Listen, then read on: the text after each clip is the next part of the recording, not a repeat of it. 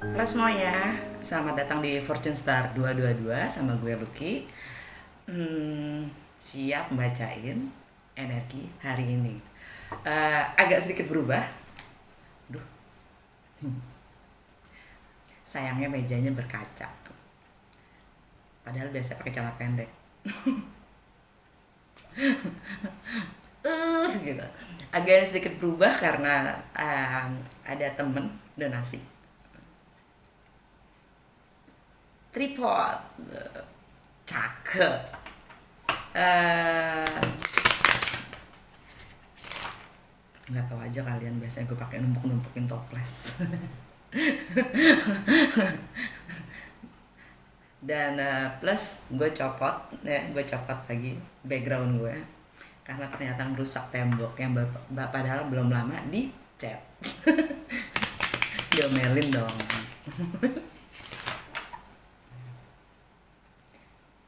Terus gue pakai begini ya, tes karena yang penting kan kalian juga bisa ngeliat kartunya kan ya. Oke. Energi hari ini, entah kenapa gue happy ya. Energinya tuh happy walaupun ada agak keraguan-raguan yang eh, maju nggak ya. Tunggu dulu deh gitu, maju nggak ya, ntar dulu deh gitu. Reluctancy. Reluctancy itu ya kayak yang apa ya, hmm, ragu-ragu. Ah, Coba ngebeli waktu gitu, coba ngundur-ngundur waktu cuman karena nggak pede gitu loh, nggak pede.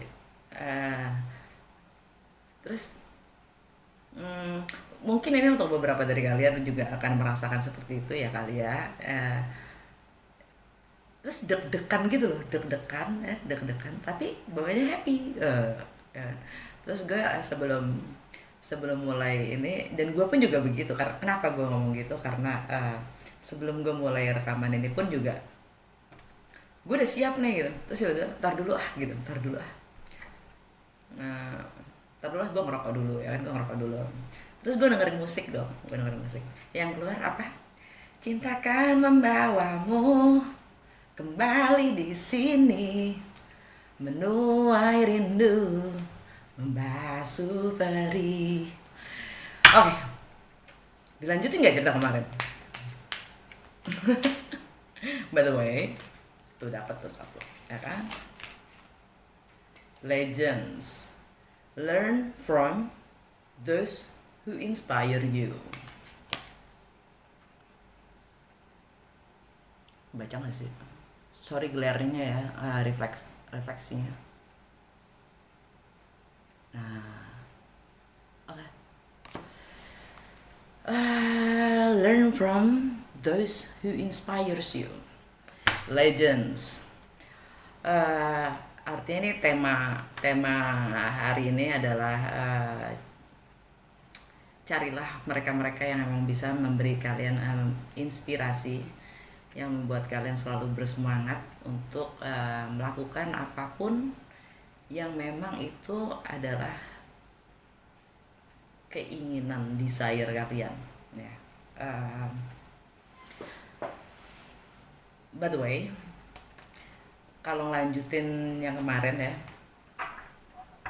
lanjutin yang kemarin cerita tentang pengorbanan. Betul, gue ya. Jadi kan gue kerja di mana namanya, di sebagai penjaga toko tuh, sebagai penjaga toko 1,5 tahun ya. Uh, gue selalu mencoba untuk mempelajari apapun yang memang gue memang tidak tahu, dan mencoba untuk sebaik mungkin di apapun yang gue lakukan. Jadilah gue termasuk one of the best penjaga toko. Karena emang itu butik franchise gitu kan ya, franchise agak agak punya nama dan jualan merek-merek, bermerek-merek gitu ya. Dan gue satu-satunya dalam sejarah toko selalu dapat ini apa, tips. Sampai mereka tuh orang-orang Italia tuh kok bisa sih lu dapet tips gitu kan. Mana ada orangnya, mana ada yang jualan jualan apa namanya, jaga toko dapet tipsnya, kursnya macem-macem lagi. Anyway, cuman intinya pada saat itu kenapa gue nggak mau lanjutin, pertama gajinya rendah. Gajinya rendah, dan kedua otak gue merasa otak gue tidak gue gunakan semaksimal mungkin. Artinya kemampuan otak gue merasa kemampuan otak gue jauh melampaui apa yang gue lakukan selama gue kerja di toko itu gitu. Artinya wasted gitu. Artinya selama gue kerja di situ wasted. Gue nggak walaupun gue bisa menjadi yang salah satu yang terbaik, but yang akhirnya juga laki gue juga suka banget gitu kan, seneng gitu, bangga. Gue cuma ngeliat ini bangga gitu doang, bangga udah deh gitu kan. Terus ya udah, kenapa gue ninggalin laki gue? Oh ya, pertama mertua gue cinta banget sama gue. Gue punya kartu baru. Gue punya mertua baru, salah. Gue punya mertua gue. Mertua gue tuh cinta banget sama gue karena mantan gue tuh sebenarnya nggak mau merit ya. Karena di sana itu ya, karena pertama menurut dia pernikahan itu nggak penting, cuman di kertas doang. Jadi buat dia, buat apa merit gitu. Karena Italia itu juga mengakui namanya coppia di fatto. Coppia di fatto itu artinya kalian tinggal bersama nggak usah merit, punya anak pun diakuin oleh pemerintah. Walaupun Italia itu rata-rata kebanyakan mayoritas Katolik, ada Vatikan di sana ya, tapi pemerintahnya adalah tidak beragama. Artinya dia tidak mencampuri urusan agama, itu urusan individual ya. Jadi bebas, terserah. Dan pemerintah pun juga mengakui adanya coppia di fatto, couple yang disahkan oleh negara walaupun tidak menikah. Tapi karena ya kan kondisi gue saat itu, gue harus menikah, kalau nggak gue pulang gitu kan. Maksudnya gue mau pulang kalau gara-gara gue nggak punya nggak punya surat izin tinggal. Jadilah kita menikah dan mertua gue cinta banget sama gue kan, cinta banget sama gue. Akhirnya anak gue menikah gitu. Terus dan itu pun halangannya, rintangannya maksudnya lumayan gokil sih, karena pada akhirnya gue meritnya di San Marino, bukan di Itali. San Marino itu masih kayak Vatikan, masih di Itali, tapi dia adalah negara sendiri. San Marino kan tempatnya Formula One ya. Oke, dia dan dia yang ngurusin semuanya, dan ternyata banyak banget memang mereka San Marino itu ngurusin hal-hal seperti itu. Karena gue nggak bisa nikah hanya dengan paspor. Jadi tetap harus pakai surat izin tinggal untuk merit di Itali. Jadi mau nggak mau kita meritnya di San Marino. Nah udah nih, by the way gue merit setelah kita pacaran 2 tahun.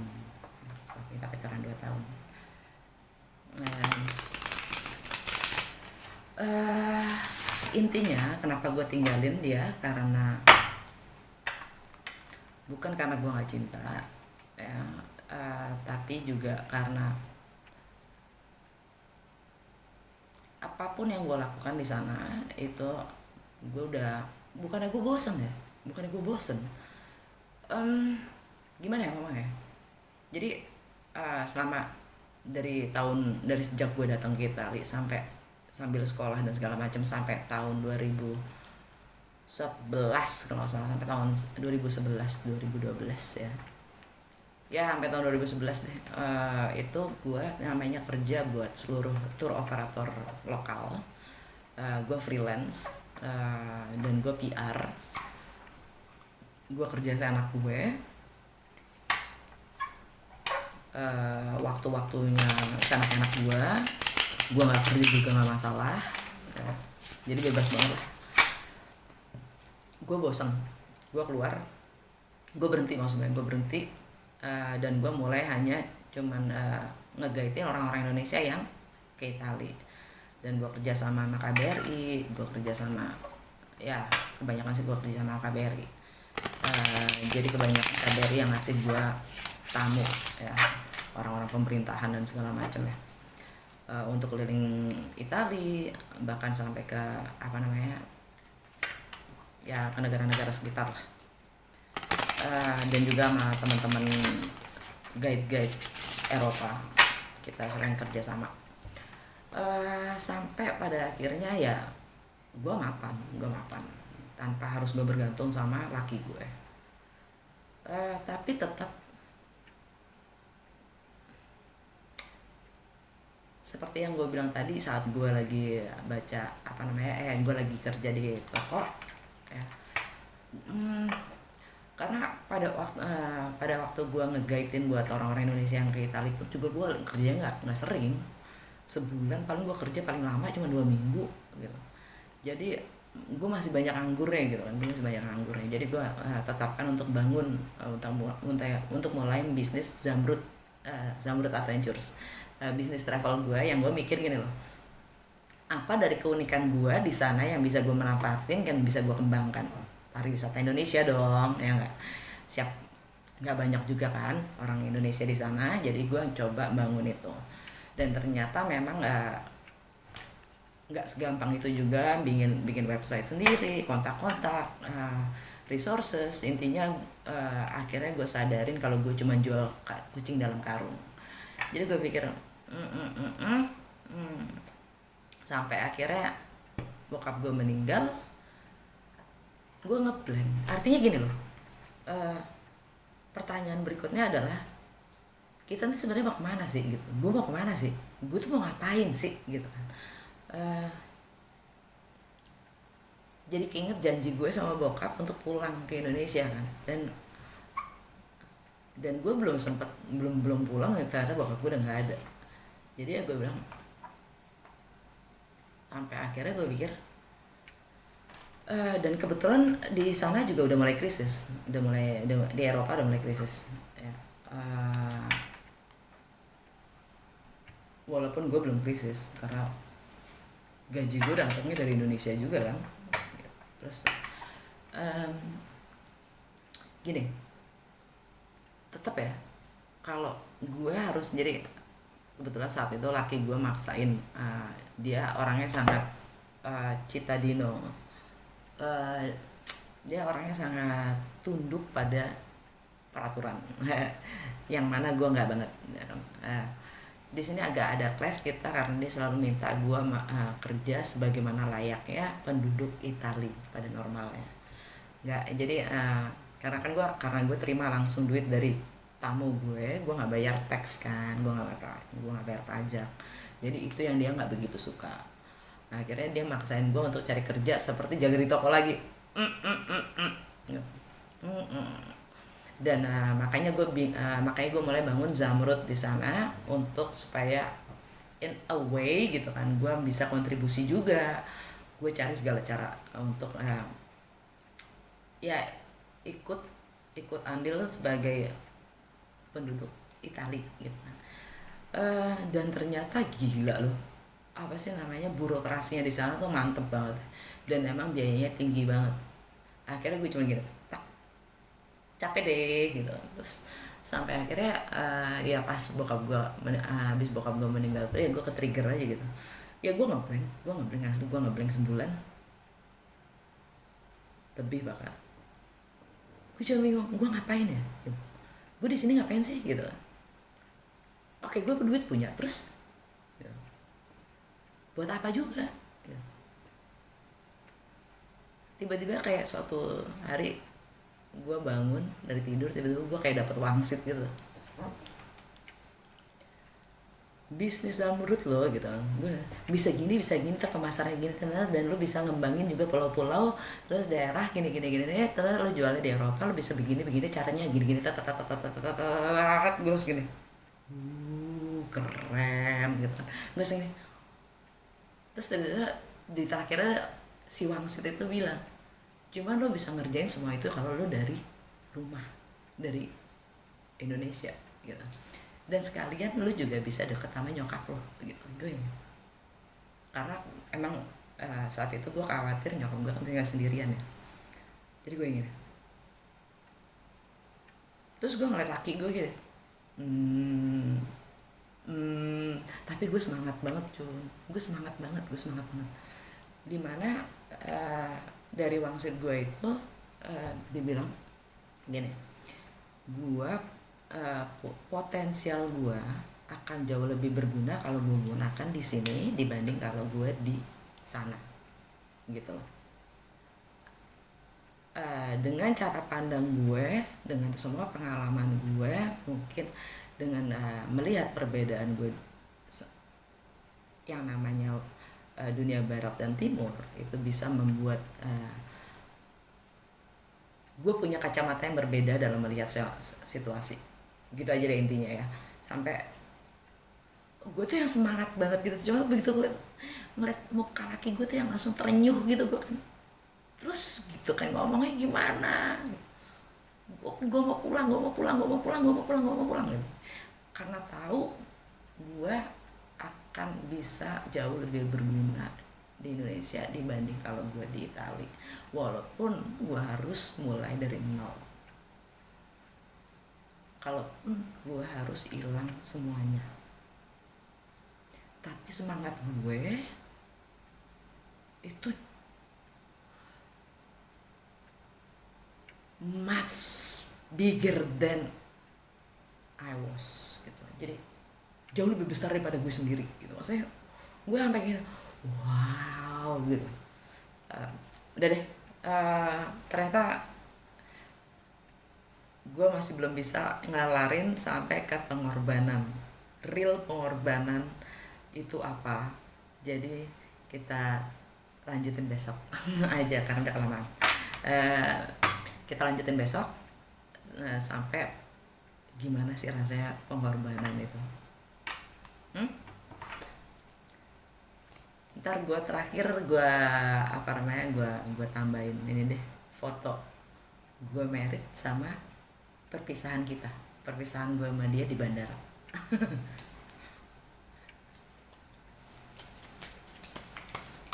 Good tarot baru. Energi hari ini. Jangan nyambungin sama cintaku membawa kembali. Cintamu terbawa kembali bukan nggak nyambung sama mantan gue ya. itu energi lain. Maksudnya energi hari ini, bukan energi gue. Nggak tahu juga. Yang jelas gue nggak ada kepikiran untuk balik sama mantan gue. Tapi kita sampai sekarang pun berteman dengan baik, bahkan masih setiap kali ulang tahun atau ada cara-cara kadang-kadang sampai New Year aja gitu. Nyokap lo kadang-kadang suka telepon dia. Soalnya dia lebih sedih daripada gue kayaknya kalau gue tinggalin.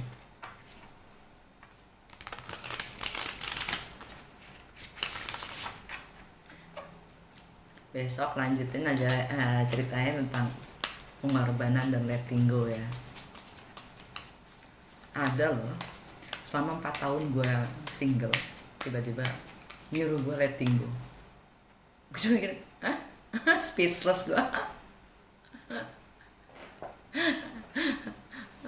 Gue paling jago letting go. Bukannya gue mau apa namanya, mau apa sih, compare ya, memperbanding-bandingin antara mantan gue atau whoever you are lah gitu kan, siapapun lo, gue nggak perlu. Tapi yang jelas kurang lebih kira-kira kalian juga ngerti kenapa gue jomblo sampai sekarang. Yang jelas gue punya standar gue sendiri lah ya gitu kan.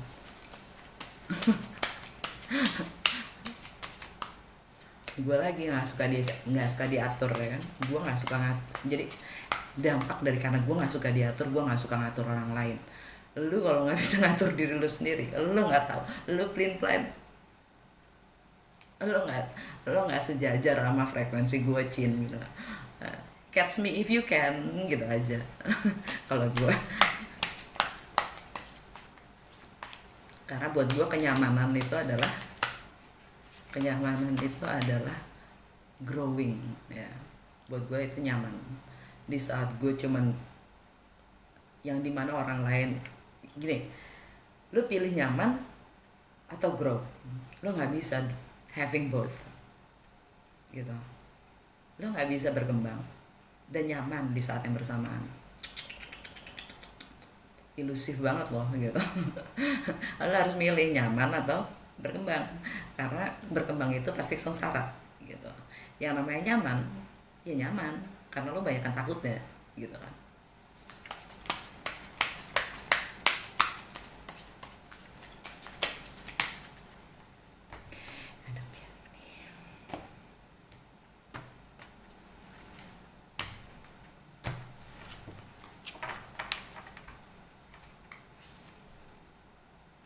It's a fire.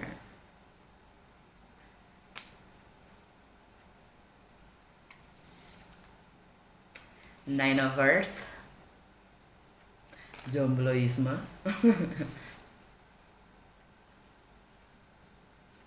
Love, love, Six of Cups,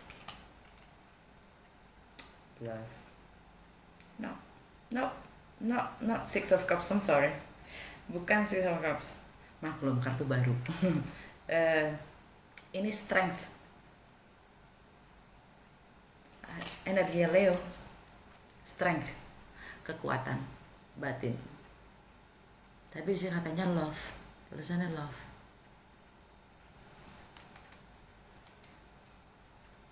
Leo season.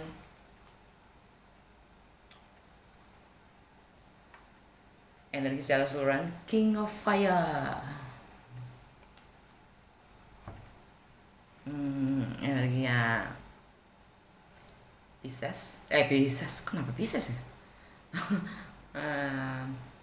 Energinya Aries, Leo atau Sagittarius. Buat gue ini energinya Aries. Tapi yang jelas King of Fire itu karakternya adalah dia selalu pegang kendali akan hidupnya dan dia nggak takut akan resiko. Dia selalu memulai, selalu terpicu untuk memulai yang baru, ya. Sebagai leader juga, dan dia tidak takut untuk mencoba. Dan dia punya passion yang sangat besar.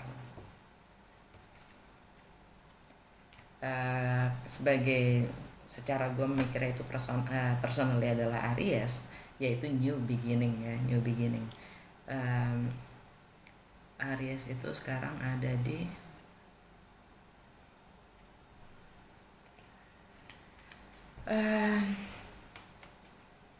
rumah ke 9, ya, tentang travel.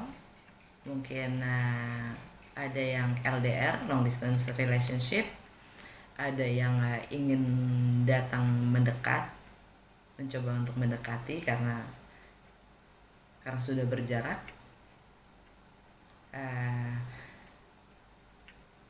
Tentang perbedaan latar belakang dan budaya, ya,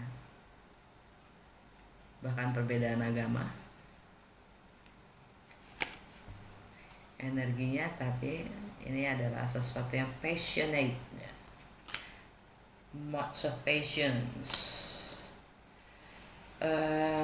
Dan kartu pertamanya adalah Eight of Wands. Ini energinya Sagittarius, by the way. Dan ini pun tentang travel and fast communication, ya. Tapi di situ ada si panda, yang artinya kalau buat gue panda itu sangat itu tandanya huggies gitu. Eight of Fire, Panda itu kan Cina ya. Panda itu dari Cina.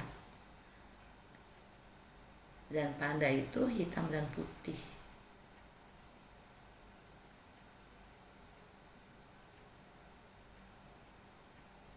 Dia sangat tenero. Tenero tuh lunak, jinak kelihatannya. Kalau lo baik jinak, coba aja. Coba aja bikin dia kesel, digaruk lo. Dan fire-nya gue ngerasa itu seperti lampion, lampion Chinese lampion yang memeriahkan malam dan gelap. Seakan-akan bicaranya, seakan-akan berbicara passion yang ada gitu, energi hari ini nih ya, passion yang kita rasakan itu menerangi atau memberi semangat, memberi inspirasi di keadaan kita yang memang sebenarnya lagi gelap. I like it.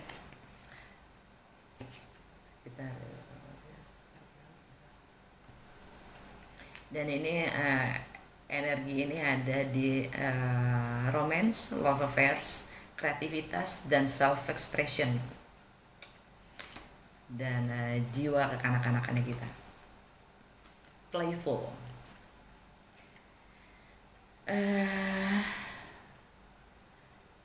Kartu kedua, Nine of Earths. Ini energinya jomblo, mandiri, independen, dan merasa cukup. Di kartu ini, deck ini,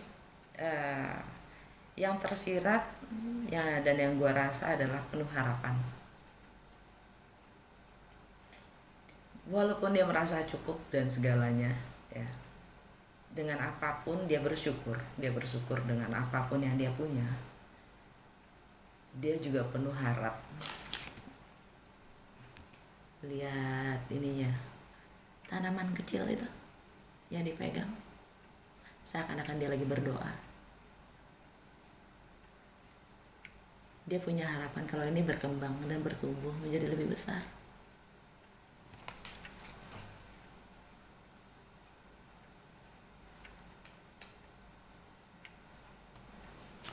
Ini energi Leo. Ini energi hari ini. Kita diminta untuk kuat.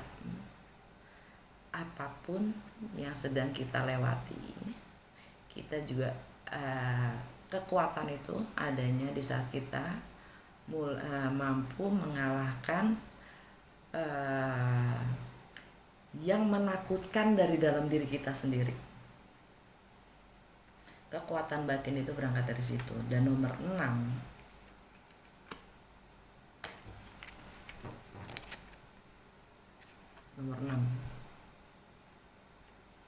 nomor 6 itu bisa juga dibilang balance, ya, balance, harmonis.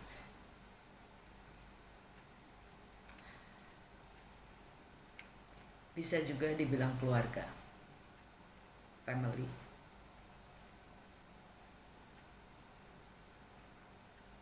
Dan bisa juga dibilang pengakuan.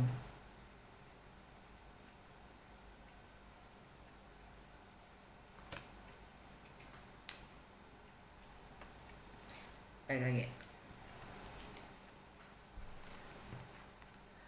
kekurangan kita yang kita takutin, si lion itu, si singa itu, ya, yang ada di dalam diri kita, dia juga butuh pengakuan, dia juga butuh diakui.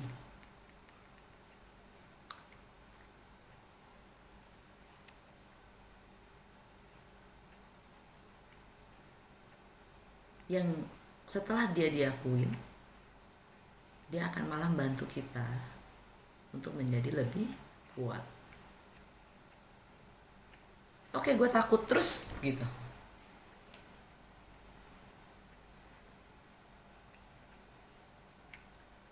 Ngeliatin si singa gitu, ngeliatin si singa.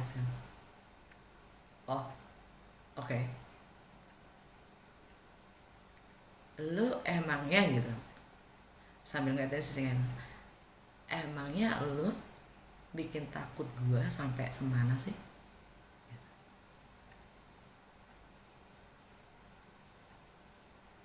Semakin kita takut, semakin dia menjadi. Coba aja deketin anjing. Semakin kita takut, anjingnya semakin jadi. Bener gak? Begitu juga di saat kita ketemu orang lain, ketemu orang asing. Orang asing yang orang gak kenal ya, maksudnya orang kita gak kenal. Nih, salah satu kunci gue yang emang punya latar belakang anak jalanan, jadi dan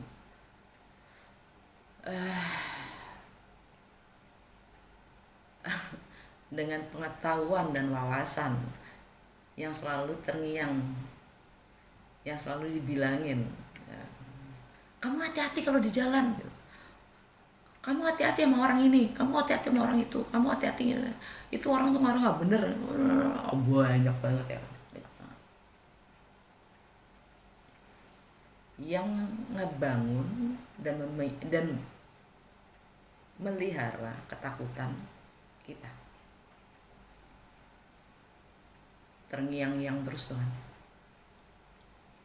Gimana ketika lo jam 3, jam 2 pagi, jam 3 pagi, jam 2 pagi ya kan, cewek kabur gua banget kan, sendirian di di warung bubur kacang hijau. Di warung bubur kacang hijau sendirian, padahal masih umur berapa ya, 15 15 tahun. Orang-orang kan bingung ya ngeliatin gue.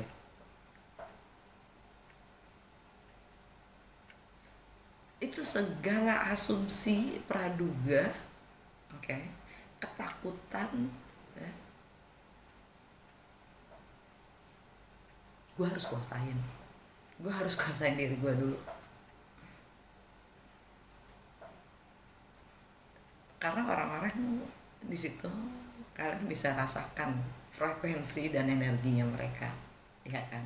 Nggak tahu kalian, kalau gue sih ya kalau gue sih ya, karena gue emang sangat sensitif terhadap energi, jadi gue bahkan gue sangat bisa menyerap, bahkan gue bisa sangat mengerti apa orang yang jauh ujung, walaupun kita lagi ramai, gue bisa langsung tahu siapa yang lagi nggak enak, rasa yang enak gue langsung tahu. Jadi gue sangat sensitif. Jadi gue duduk, orang tuh pada ngeliatin semua gitu kan.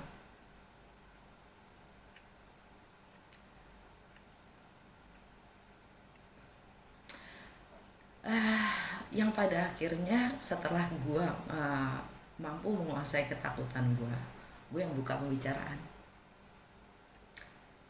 bang gitu, bang gue aja ngobrol dong. Gue aja ngobrol daripada mereka juga berpikiran enggak tentang gue ya kan.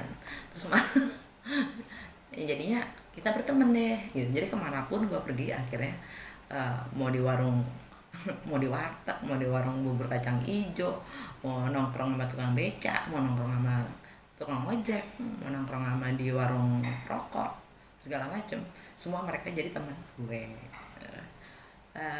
Ya gitu deh. Contoh dalam menguasai ketakutan kita sendiri. Guidance, petunjuk dari semesta untuk energi hari ini. Karena kalau kita nggak percaya, ya kalau kita nggak percaya sama seseorang atau sama sesuatu keadaan, artinya kita merangsang, memicu ketidakpercayaan orang itu terhadap kita. Semakin kita menjaga jarak, semakin orang itu juga menjaga jarak. Jadi mendingan create bridge, ya, jembatan, bukan dinding gitu. Eh, Kalau ingin dipercaya, kita harus kasih kepercayaan. Kalau kita mau dapat kejujuran, mestinya kita juga harus bisa memberi kejujuran, ya kan? Energinya pasti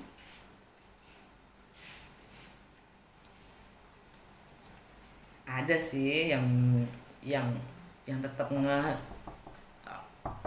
yang rasa kalah ngasih kebohongan. Ada. Kenapa? Rasa takutnya jauh lebih besar.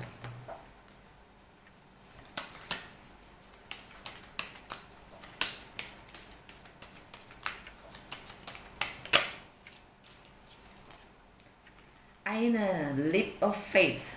Take a risk and put your heart's true desire into action. Berapa kali ya udah sering kita dapetin ya. Leap of faith. Percaya. Balik lagi. Percaya. Karena emang percaya itu kelihatannya, kedengarannya secara teori gampang. Seperti saat kita berdoa, ya. Saat kita berdoa, sembahyang, ya, banyak yang beragama, pada kenyataannya mereka sebenarnya tidak percaya. Mereka banyak meragukan dirinya sendiri. Percuma mau sembahyang, mau berdoa kayak manapun juga, kalau actionnya itu ya nggak berangkat dari hati, dan hatinya pun sendiri masih luka, ataupun hatinya sendiri masih kurang percaya. Kurang percaya itu sebenarnya luka, sehingga keberanian itu masih ngumpet. Jadi ambil resiko dan keinginan suara hati kita untuk bertindak. Percuma berdoa, sembahyang berapa puluh kali ya dalam sehari pun, kalau kau percaya, rasa percaya itu nggak ada, ya. Nah, kalau selalu kita masih diselubungi oleh rasa takut, ya, nggak akan ada action kan, nggak akan, tindakan itu tidak akan ada. Cuma sekedar berdoa. Emang lo pikir datang dari langit jubrak gitu? Enggak lah, harus ada effortnya kan, harus ada usahanya untuk apapun yang kita inginkan, ya, nggak cuma hanya berharap gitu. Alright, sampai ketemu besok. Lanjut kita cerita dengan pengorbanan kedua dan rating dulu ya. Tahu ada besok ya. Dah.